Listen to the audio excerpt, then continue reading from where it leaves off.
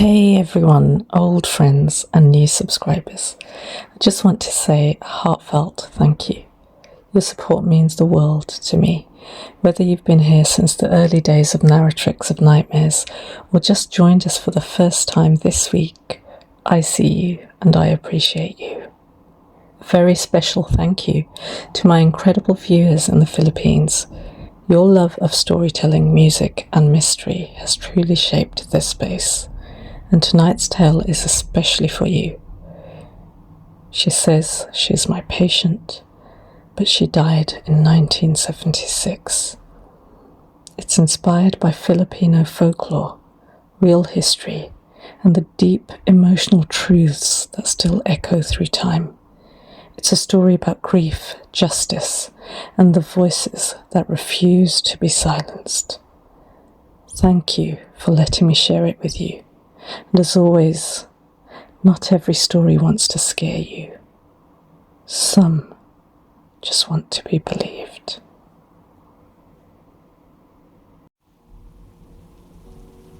There are certain clients you remember forever, not because of their suffering, but because of what they took with them when they left. It was just past 7:30 p.m. and the rain in Manila had taken on that late season aggression.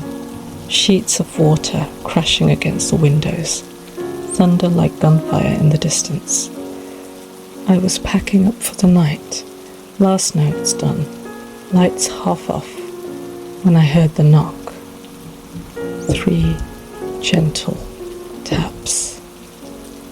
No urgency, no rhythm, just soft insistence. At first, I thought it was the janitor or someone sheltering from the rain. But when I looked through the frosted glass of the clinic door, I saw her. She was standing completely still, soaked but composed. Long white dress clinging to her legs, black hair parted cleanly down the middle, like a schoolgirl from a bygone era. No umbrella, no bag, just her. I opened the door a crack. Sorry, we're closed for the evening. She didn't blink. I believe I have a session with you. I hesitated. You're not in my system. Did you speak to the admin team? I was told someone here could help me. I've waited a long time. Her voice was soft, not weak, just muted, like she didn't want to disturb the air too much. Everything in me said close the door, politely, firmly, professionally, but something about her, that grief behind her eyes, that sense of suspended time, made me pause. I let her in. She stepped past me like she'd been there before. In the therapy room, she sat in the old wing-back chair no client ever chose. She didn't even glance at the water bottle I offered. I'm Dr. Talos, I began. Can I ask your name? Maria, she said, folding her hands in her lap. Maria Silang. The name fluttered through my mind like a leaf, stirring something I couldn't place. And how can I help you, Maria? I'm looking for peace, she said, eyes fixed on the bookshelf behind me. But I don't think I can find it alone. They say therapy is the place to unbury things. Sometimes, I said carefully. What is it that you want to unbury? She was quiet. Then,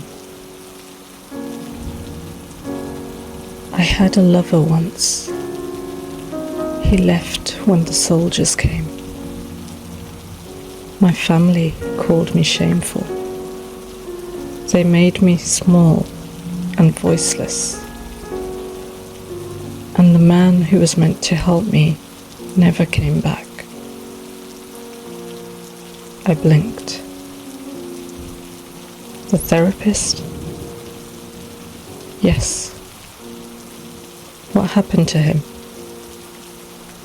I don't know, but I waited every Thursday.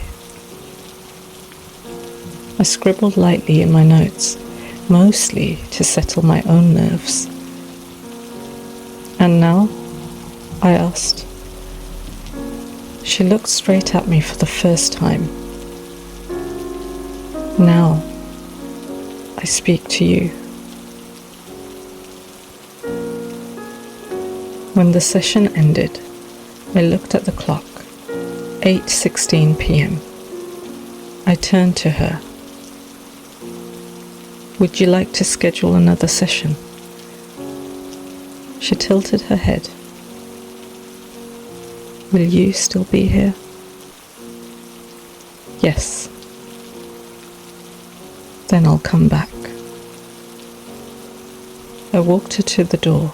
The rain had lightened. She stepped into the mist. No umbrella, no rush. I watched her disappear past the mango tree across the road.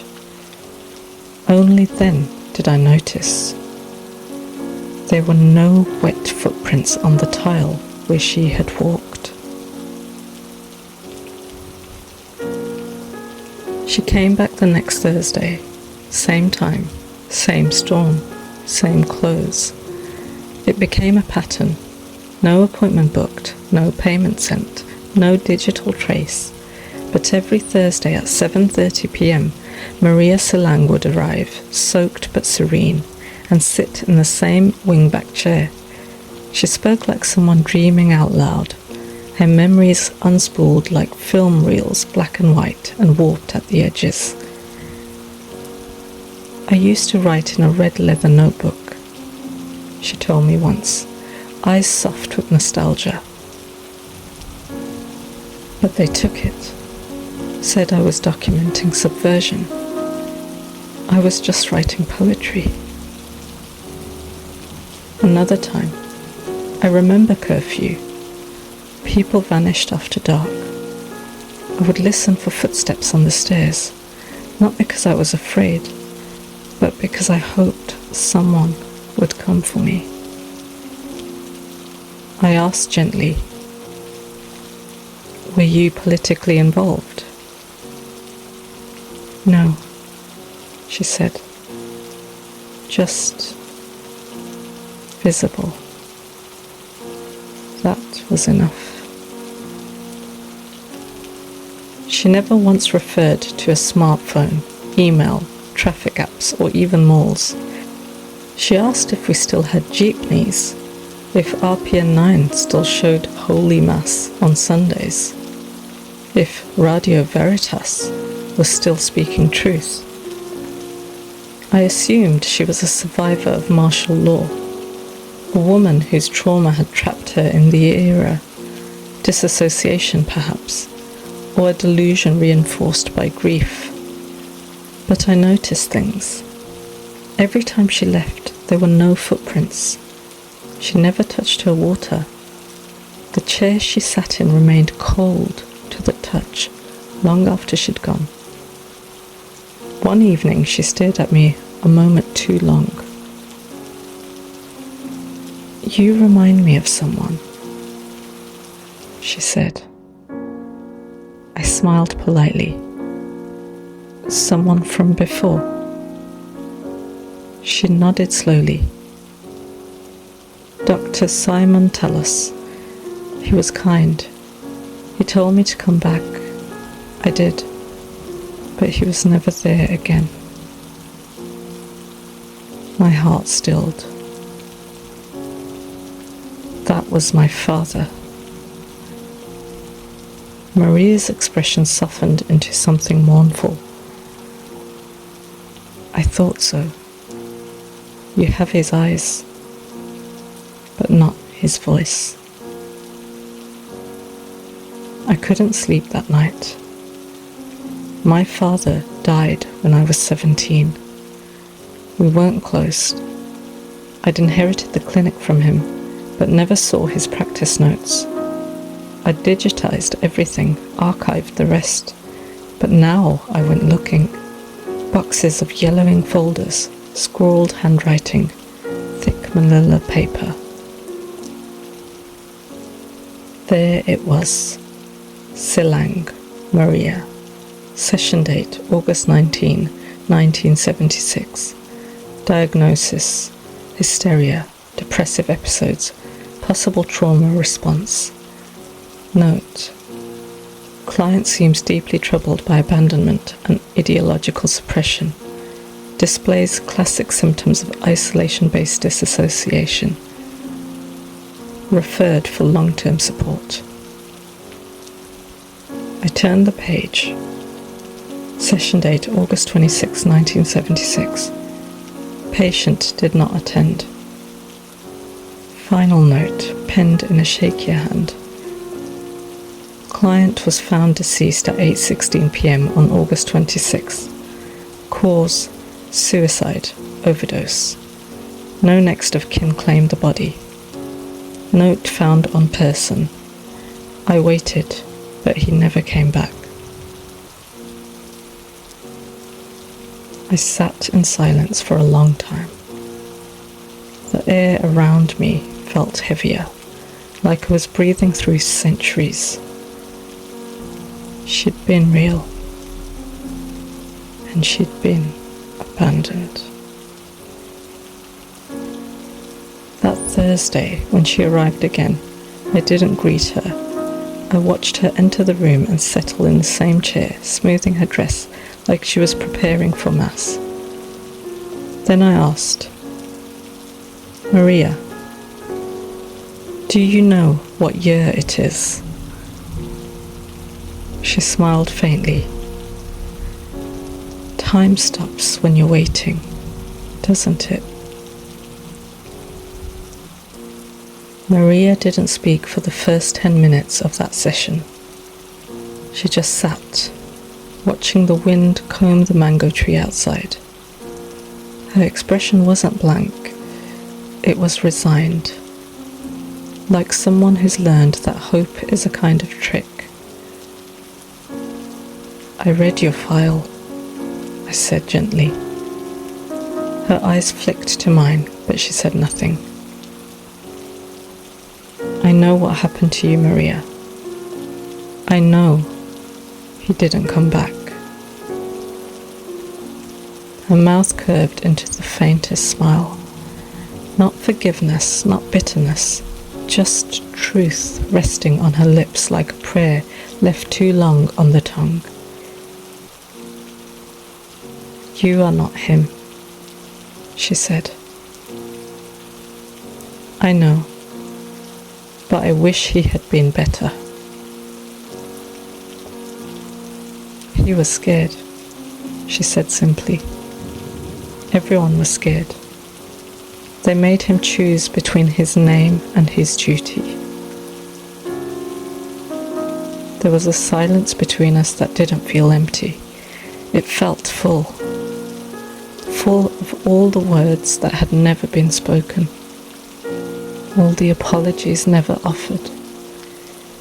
All the griefs tucked into drawers and burned in state-issued ashtrays.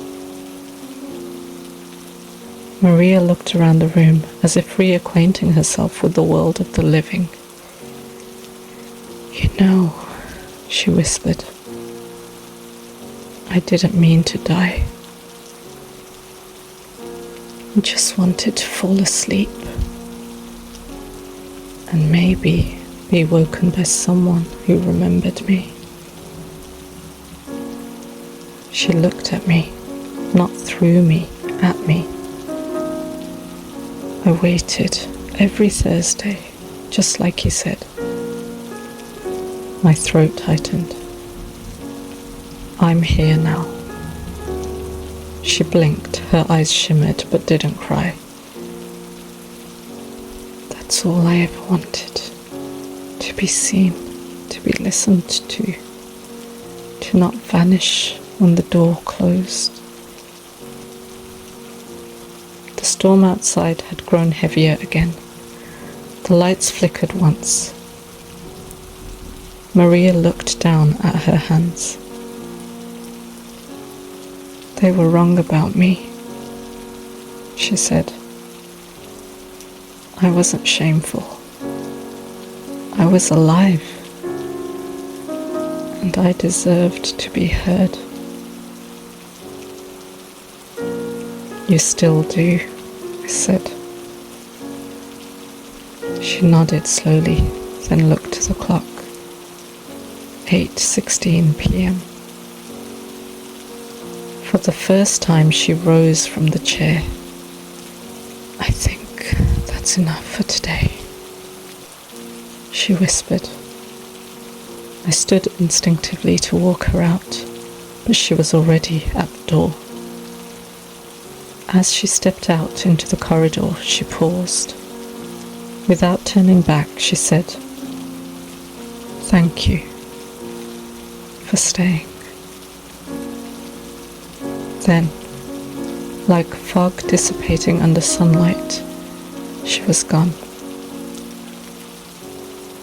I stood there for a long time. No footsteps, no sound.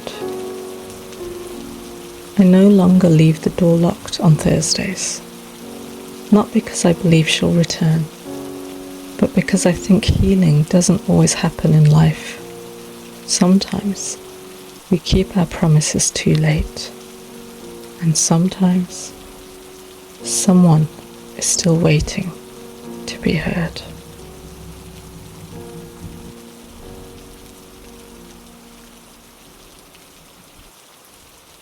Thank you for joining me on this journey, a story woven from grief, silence, and the echoes of promises left unfinished. To the ones who waited, this one was for you. If you felt something tonight, a chill, a sorrow, a strange sense of recognition, you're not alone. Remember, not every story wants to scare you. Some just want to be heard. Some just want to be believed. And it haunts me somewhere much deeper.